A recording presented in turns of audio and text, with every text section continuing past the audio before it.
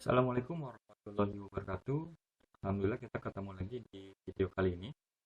Pada video kali ini kita akan coba membahas tentang apa itu Google Form. Seperti namanya ya, Google Form. Jadi Google Form ini adalah salah satu aplikasi yang dikembangkan oleh Google. Fungsinya apa? Fungsinya adalah untuk membuat formulir.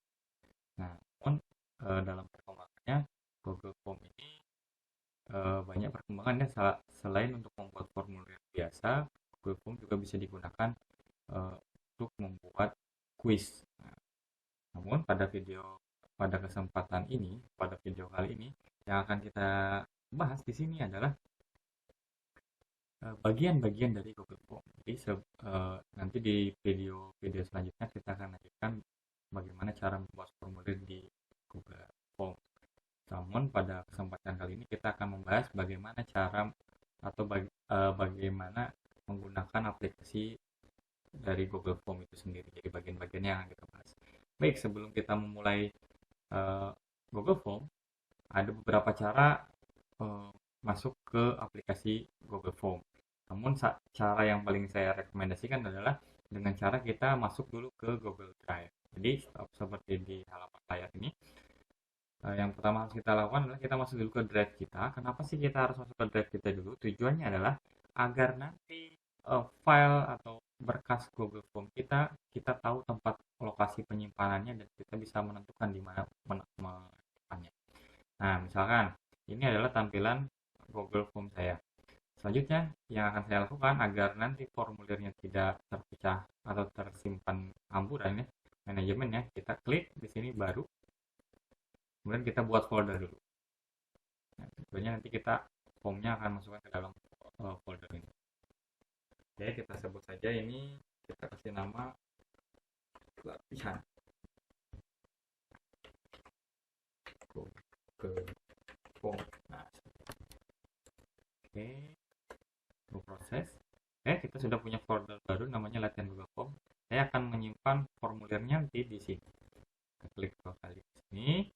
Kemudian selanjutnya klik lagi baru. Di sini ada Google Dokumen, Google Spreadsheet, Google Slide, dan kita pilih lainnya. Kemudian kita pilih Google Formulir. Oke. Nanti otomatis Google Formulir itu akan tersimpan di sini. Kan kita dilarikan ke formulir. Nah, di sini jadi ada beberapa bagian yang perlu kita ketahui bersama. Yang pertama, nama dari formulir Google kita, Google Form kita. Di sebelah kiri sini ini adalah nama file dari formulir kita. Nah, misalnya di sini formulir tanpa judul karena kita belum kasih judul. Kita sebut latihan gitu ya. Oke, maka formulir ini sudah mempunyai nama, namanya adalah Google Form latihan. Nah, biasanya kalau kita ganti nama di sini, maka nanti di deskripsi di kepala judulnya itu akan sesuai dengan judul dari nama file kita. Oke. Di sini kita akan coba membahas apa saja sih yang disediakan oleh Google Form. Pertama di sini di bagian atas ini adalah judul dari formulir kita. Kita ini nanti formulirnya mau diisi apa. Kemudian setelah judul, di bawahnya adalah deskripsi dari judulnya. Misalnya di sini tentang latihan. Deskripsinya saya tulis latihan membuat formulir di Google. Nah, ya, baik, kita lanjut ke tahap selanjutnya. Tahap selanjutnya di sini adalah pertanyaan. Nah, ada pertanyaan dan ada opsi. Jadi, membuat pertanyaan itu ada beberapa jenis. Nah, kalau kita klik di sini, di tanda panah seperti ini, jenis-jenis pertanyaan yang bisa kita buat ini ada segini banyak. Yang pertama adalah jawaban singkat, paragraf, pilihan ganda, kotak centang, drop down, upload file, skala linear, kisi pilihan ganda, kotak-kotak centang, tanggal, dan waktu. Jadi ada beberapa ya. Nanti kita akan bahas satu persatu insya Allah. Baik, kita tinggalkan dulu bagian itu. Kemudian di sini ada kolom pertanyaan. Jadi nanti pertanyaan kita tuliskan di sini. Kan? nama. Nah, ketika kita nuliskan nama begini, maka nanti pemilihan akan direkomendasikan oleh Google. Oh, nama itu cocoknya adalah dengan jawaban singkat. Nah, jadi di sini ada nama. Terus bisa nggak kalau misalnya pertanyaannya itu bukan hanya tulisan tetapi berupa gambar? Bisa. Kita pilih nanti kotak di sini. Ada kotak picture. Kita klik picture. Nah, maka kita akan diarahkan untuk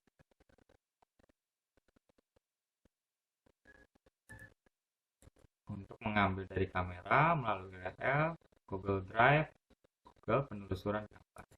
Jadi banyak ya, banyak tempatnya. Misalnya latihan, saya cari dari Google penelusuran gambar. Nah, kita pilih gambarnya, bisa juga ngambil dari Google Drive atau melalui unggahan. Sisipkan. Nah, maka pertanyaan kita akan ada gambarnya. Gambarnya juga bisa disesuaikan, bisa dikecilkan ya, disesuaikan. Oke, ini nama. Kemudian ini tempat kolom pertanyaan, nanti jawaban di sini.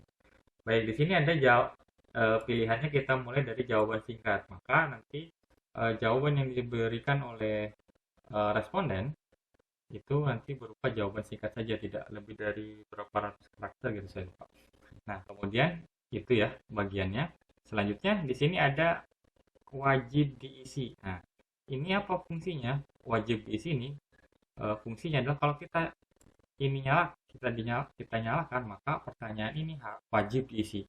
Jadi eh, tidak bisa kita lanjut ke soal selanjutnya atau mengakhiri formulir ini kalau ini tidak dijawab. Makanya ini wajib diisi. Ketika ini dinyalakan, maka pertanyaan ini harus diisi dulu, harus wajib diisi baru bisa lanjut ke pertanyaan. Terus apa ini gunanya?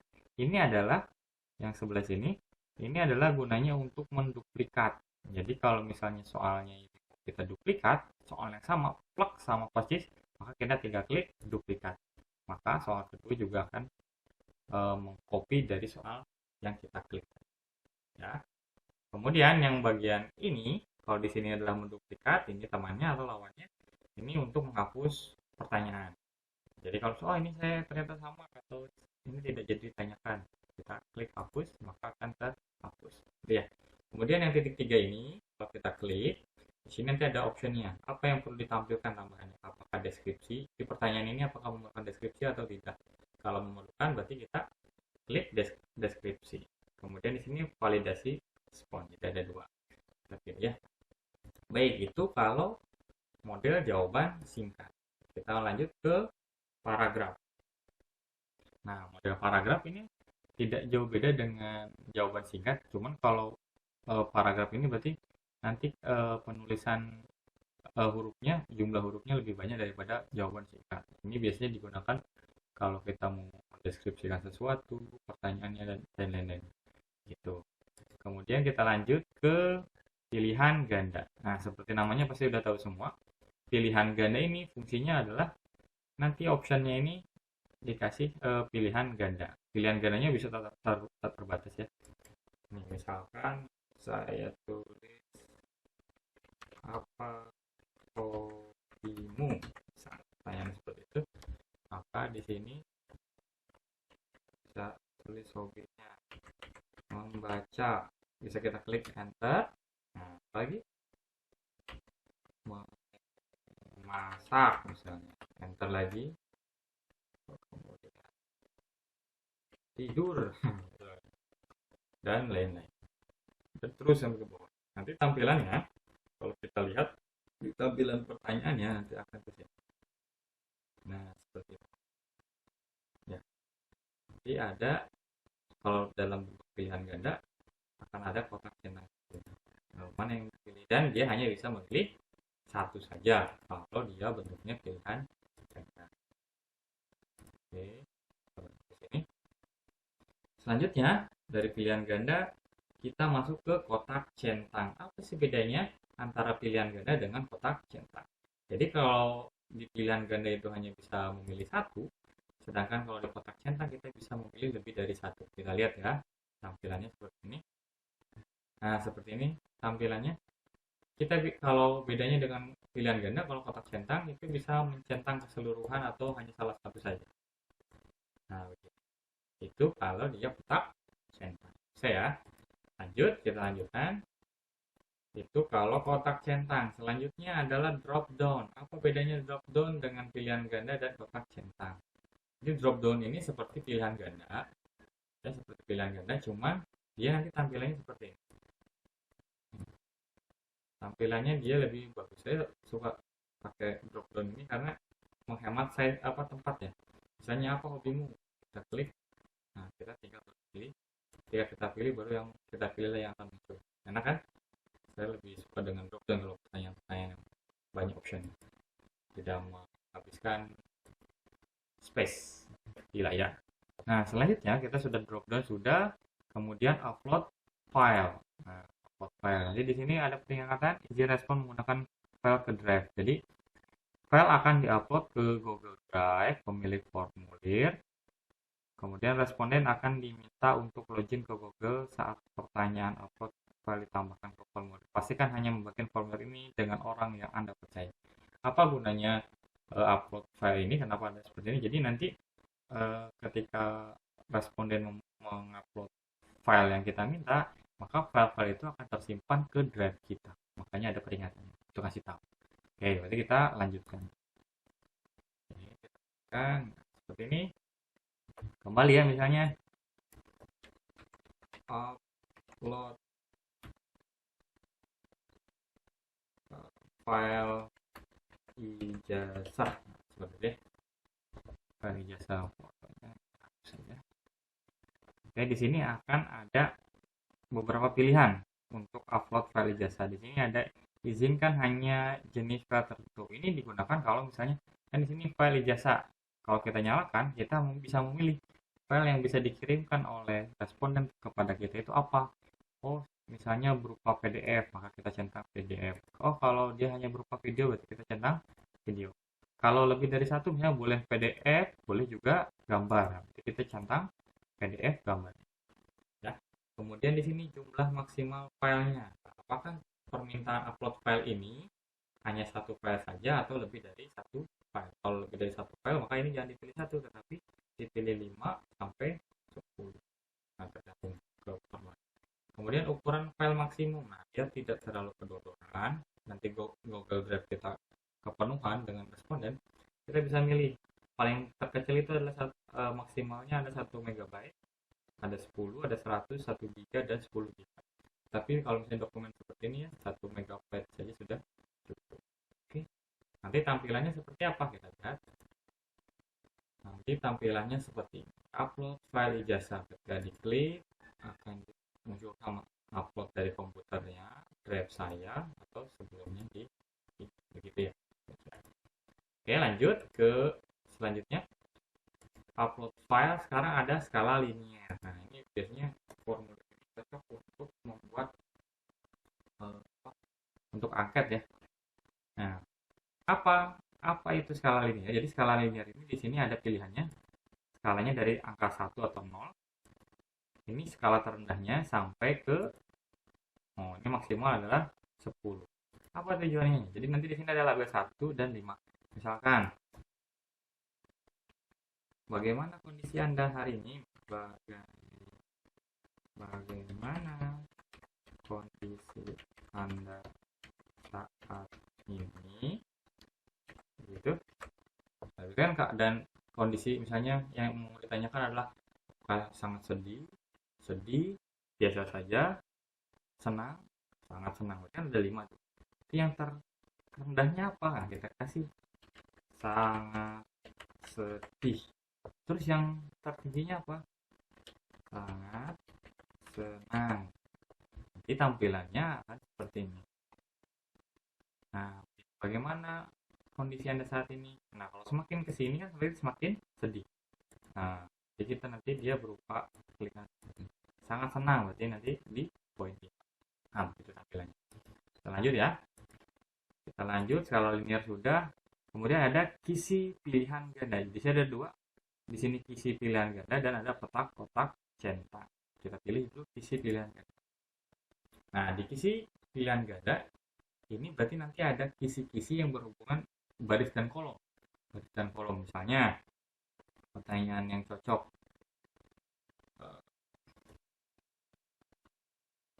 Apa ya? Misalnya kita bikin pertanyaan. Tentukan pasangan yang benar antara alat dan kegunaan. Seperti itu. Caranya. Kita coba di baris ini kita sebutkan alat. Misalnya sendok, gunting, kemudian misalnya apa ya? Sendok, gunting, kipas angin, jangan listrik, AC aja. Sendok, gunting, AC. Jadi baris ini adalah tentang alatnya, kemudian di kolom itu tentang kegunaannya. Misalkan ini boleh diacak. Misalkan sendok, gunting, AC. Sendok itu gunanya apa sih? Atau AC dulu deh. AC itu gunanya apa? Untuk mendinginkan ruangan. Kemudian untuk memotong, kemudian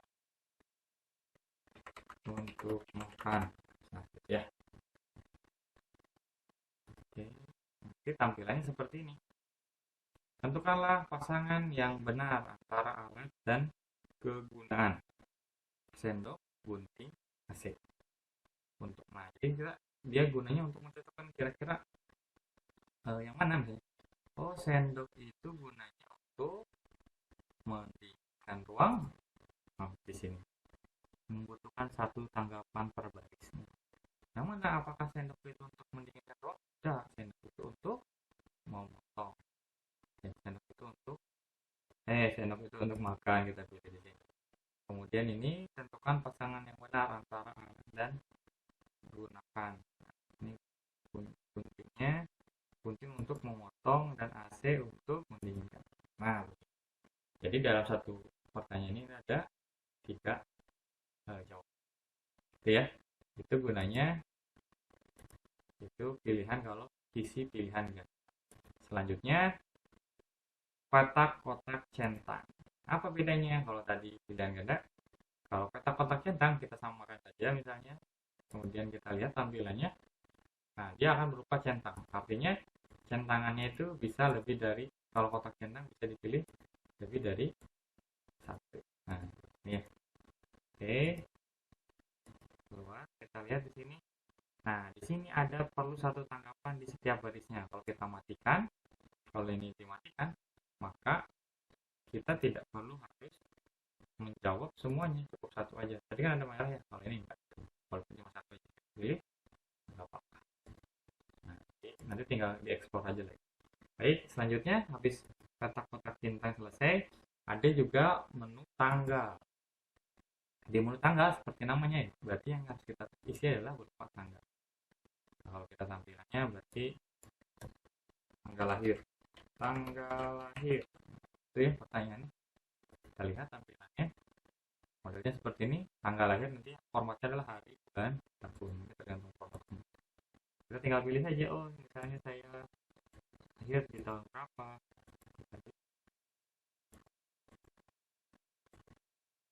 Tahunnya.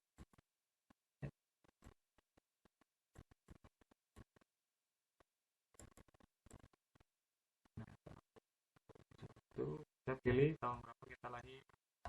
Kita scroll ke atas. Kalau misalnya saya lahir tahun 1990 misalnya. Bulan apa? Bulan April. Tanggal berapa? Tanggal 11. Kita bisa milih tanggal. Nah, ini gunanya untuk memilih tanggal. Kalau option modelnya adalah model tanggal. Kita bisa lihat juga di sini titik-titiknya ada sertakan waktu, sertakan tahun, deskripsi. Kalau sertakan waktu berarti nanti ada jam. Waktunya jam. Jadi bisa dilihat di sini tambahan optionnya ya. Selanjutnya itu masalah tanggal, selanjutnya tentang waktu misalnya. Jam berapa makan pagi di sini jam ini ada dua option. Kalau kita ada waktu, ada durasi. Kalau waktu itu berarti menunjukkan jam berapa, sedangkan durasi itu menunjukkan lamanya. Nah, kalau kita waktu berarti nanti pertanyaannya berupa waktu. Kita copy ya. Nah, ini kita catat berapa lama kamu makan, berapa lama kamu makan pagi. Jadi ini menunjukkan kalau ini tadi ini kita bikin jadi waktu, yang bawah jadi durasi. Tampilannya gimana? Tampilannya kan seperti ini. Jam berapa makan pagi biasanya? Jadi nanti berupa jam. Misalnya jam 07.00.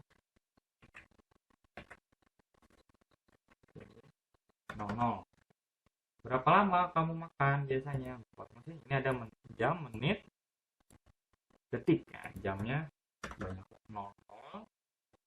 Biasanya saya makan selama 30 menit karena banyak. Nah, ini berupa durasi. Jadi bisa ada dua pilihan ya kalau waktu itu. Oke, selanjutnya di bagian sini udah habis semuanya. Selanjutnya kita akan bahas tentang yang di sini.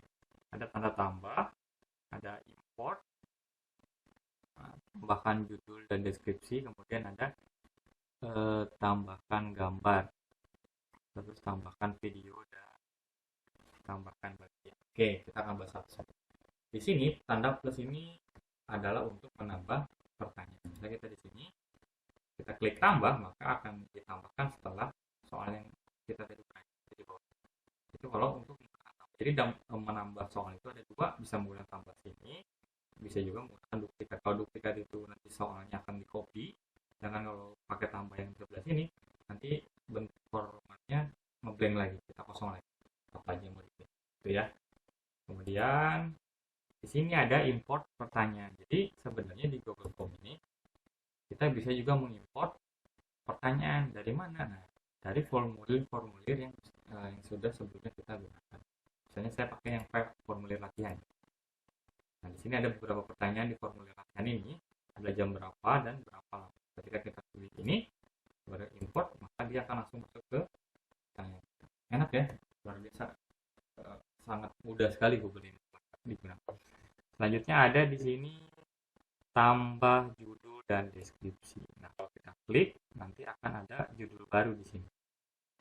Nah, misalnya tadi, jadi kalau misalnya pertanyaan itu tentang beda apa sih namanya itu, beda tema, nah, bisa kita menggunakan tambahan judul. Oke, kemudian di sini ada tambah gambar, sama seperti namanya. Berarti kita ini gunanya untuk menambah gambar. Kita pilih saja. Kita bisa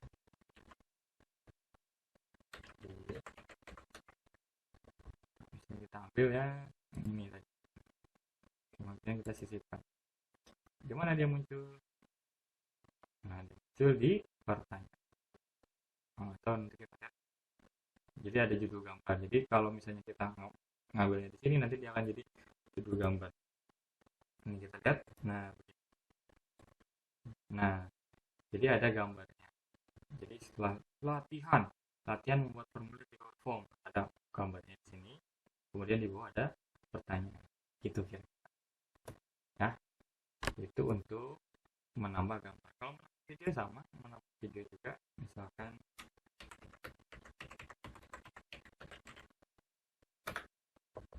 kita pilih, nah kita misalnya membuatnya, kita pilih, maka akan muncul video juga tampilan seperti apa kita. Nah, ini akan ada video keren ya. Nah, kira-kira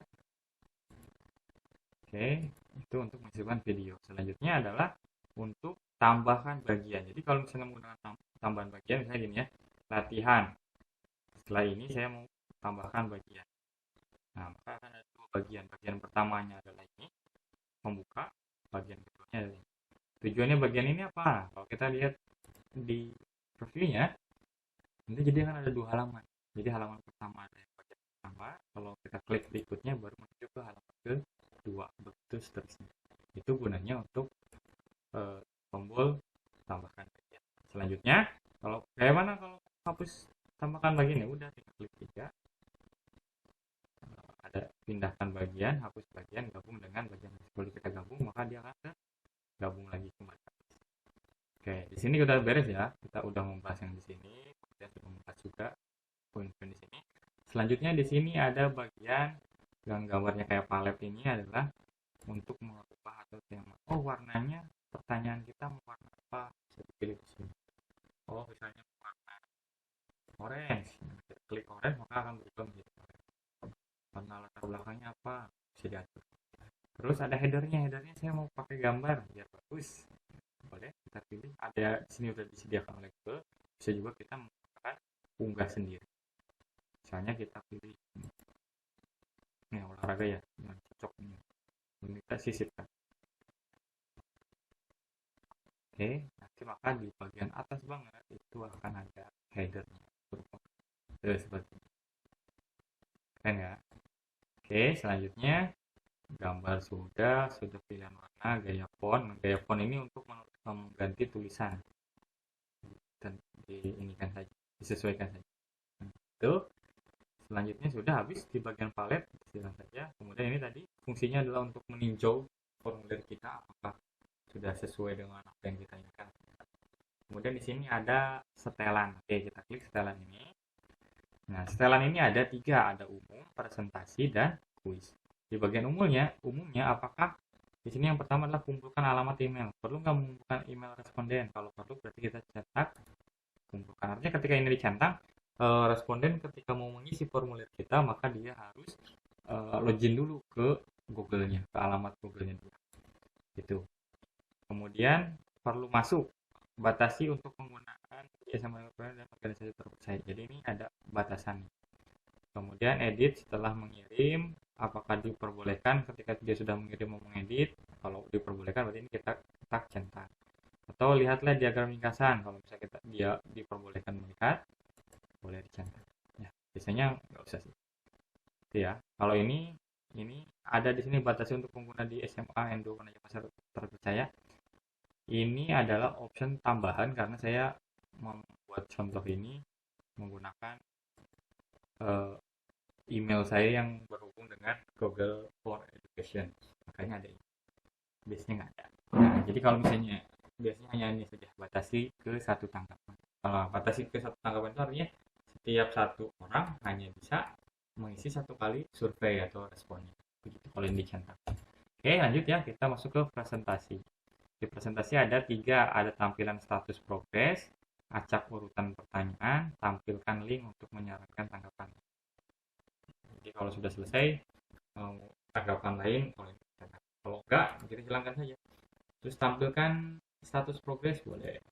Acak urutan pertanyaan, kalau ini kita centang, nanti akan pertanyaannya akan diacak sama kita. Kemudian di sini pesan konfirmasi. Jadi kalau mereka sudah selesai kirim responnya, formulirnya, apa pesan konfirmasi yang ingin disampaikan, misalnya terima kasih telah mengisi formulir ini misalnya. Nah, kemudian di sini ada mode quiz. Jadi kalau kita nyalakan maka form ini akan berubah menjadi form untuk quiz atau untuk ulangan. Bisa kita matikan saja dulu, nanti akan kita bahas di video selanjutnya. Oke, kita simpan. Kita coba ya apa tampilannya muncul. Seperti ini. Ada video seperti ini. Jam berapa? Oke, kita kirim. Nah, ketika kita sudah kirim, terima kasih telah mengisi formulir ini. Itu ya. Oke, kita sudah bahas yang ini pengaturan, kemudian ini gunanya untuk. Nah, di sini ada add-on. Apa itu add-on? Nanti akan kita bahas lagi. Add-on itu adalah aplikasi tambahan dari pihak ketiga untuk membantu membuat Google Form kita. Nah, di sini apa? Buat salinan dan semacamnya. Oke, selanjutnya tombol kirim. Tombol kirim itu digunakan untuk mengirimkan formulir kita. Kalau misalnya formulir kita sudah siap, kita klik kirim. Maka di sini ada 3 opsi. Kirim formulir ini melalui email. Kemudian di sini ada membuat tautannya, jadi linknya. Nah, kalau membuat link, baru kita salin, baru kita share salinannya ke siapa. Kemudian di sini ada sematkan HTML. Nah, Oke, baru kumpulkan alamat email. Kalau ini minta alamat email. Oke, itu saja mungkin.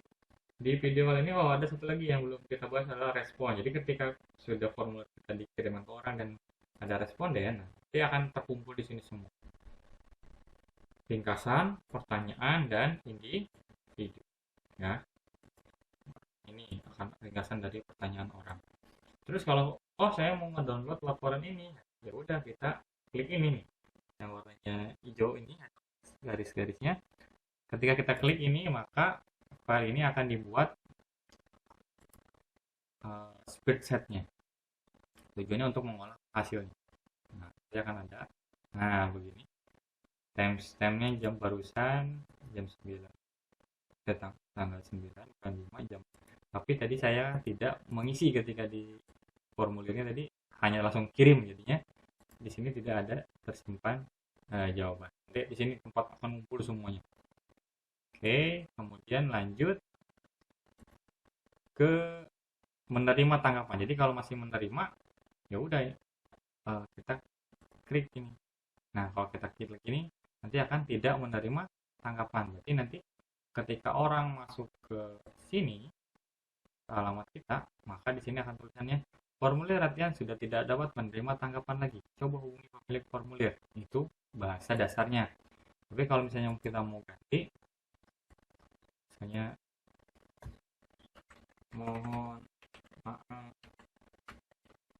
waktu pengisian formulir sudah berakhir, gitu. Maka nanti di tampilan sini, nah kan tulisannya sudah ada apa yang oke, itu ya. Jadi kalau nyalakan lagi, dia akan bisa menerima. Ya, mungkin itu saja yang bisa saya sampaikan di video pembukaan tentang Google Form ini. Mudah-mudahan apa yang disampaikan bermanfaat. Kalau masih ada kekeliruan dan ketidaknyamanan dalam video ini, saya mohon maaf. Semoga kedepannya video-video yang ada di channel ini semakin lebih baik lagi. Mungkin itu saja yang bisa saya sampaikan. Kita ketemu lagi di video selanjutnya tentang pembahasan Google Form. Nanti kita bikin praktek. Oke, mungkin itu saja. Assalamualaikum warahmatullahi wabarakatuh.